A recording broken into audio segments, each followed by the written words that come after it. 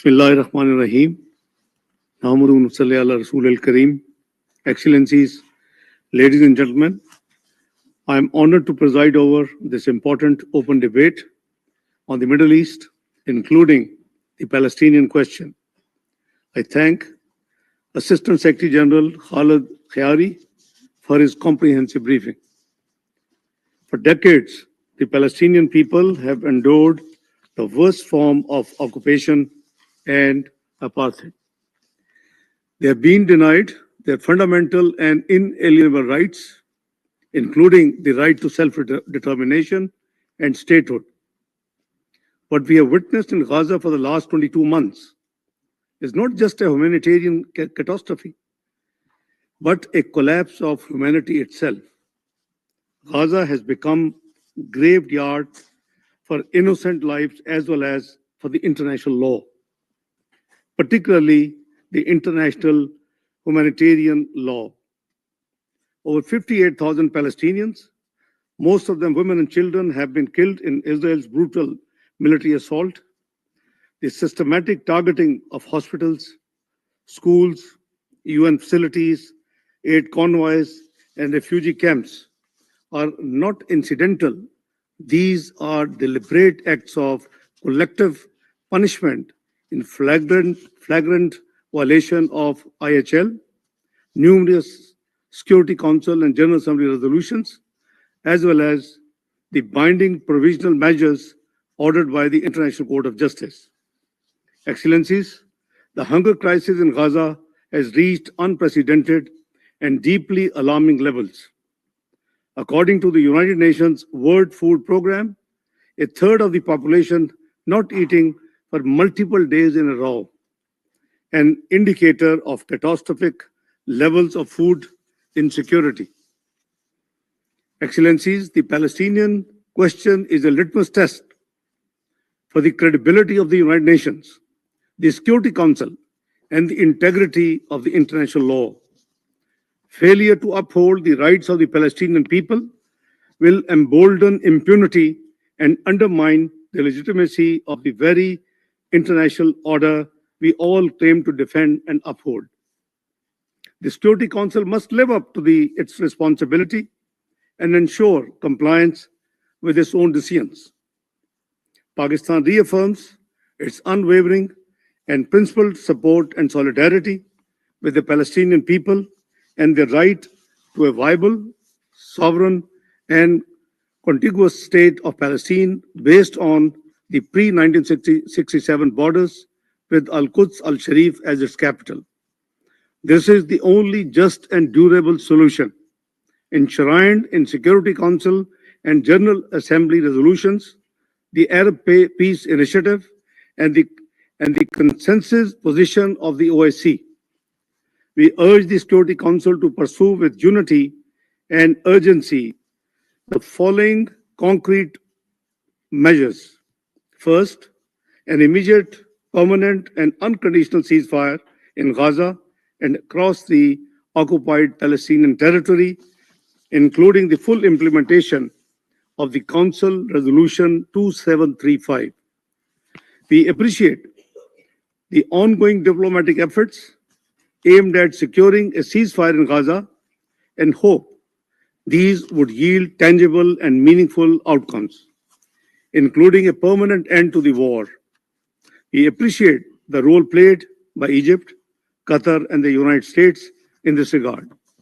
Second, unfettered, sustained, and secure humanitarian access to all civilians in need and the protection of aid workers, medical teams, and the UN personnel. Immediate steps should be taken to ensure the delivery of life-saving food and medical assistance, restore humanitarian supply lines, and prevent famine conditions from taking hold.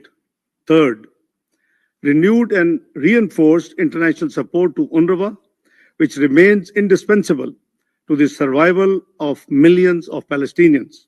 Fourth, an end to the forced displacement, illegal settlement expansion, and annexation of Palestinian land, particularly in the West Bank and East Jerusalem. Fifth, implementation of the Arab and OIC-led reconstruction plan for Gaza, which represents a vital framework for post-conflict recovery and rehabilitation, sustainable development, and the restoration of dignity for the Palestinian people. And sixth and last, a political horizon is the need of the hour, the revival of a genuine and time-bound political process to achieve a just, comprehensive, and lasting two-state solution in accordance with international law and relevant UN resolutions. Pakistan welcomes the growing international momentum in support of the Palestinian statehood and full membership of the UN. We urge those that have yet to recognize the state of Palestine to do so as soon as they can. We also welcome the convening on 28th of July of the International Conference on the Two-State Solution, co-chaired by Saudi Arabia and France, to help generate renewed momentum and take concrete actions towards achieving the two-state solution. Excellencies, a comprehensive and enduring peace in the Middle East requires addressing all interrelated crises across the region through effective multilateralism and peaceful settlement of disputes. Pakistan supports the stabilization of Syria through an inclusive political process. Syria's unity, sovereignty, and territorial integrity must be upheld. Israel must withdraw immediately from the separation zone established under the 1974 disengagement agreement and from the occupied Syrian Golan Heights in accordance with Security Council resolutions 242, 338, and 497. In Lebanon, the ceasefire understanding and resolution 1701 must be respected and the sovereignty and territorial integrity of Lebanon safeguarded. We must support the peace process in Yemen, facilitated by the UN and regional actors, particularly Saudi Arabia and Oman. The sharp rise in tension and violence as a result of Israeli aggression and unlawful military strikes in Iran was profoundly disturbing. These attacks set a dangerous precedent and pose grave threat to regional and global peace. Pakistan calls for urgent recourse to dialogue and diplomacy consistent with the UN Charter to find a peaceful and lasting resolution to this issue in accordance with the rights, obligations, and responsibilities of all parties. Excellencies, history has taught us that the use of force and unilateral military actions only deepen conflicts and entrench divisions with tragic human and humanitarian consequences. The way forward lies in upholding international law, ending foreign occupation, rejecting the use of force, and promoting solutions through dialogue and diplomacy. It is time to give the Palestinian people what they have been denied for too long: justice, freedom, dignity, and a state of their own. That is the path to durable peace and stability in the Middle East. I thank you all. I now resume my functions as President of the Council, and I will give the floor to the representative of Greece. I thank you.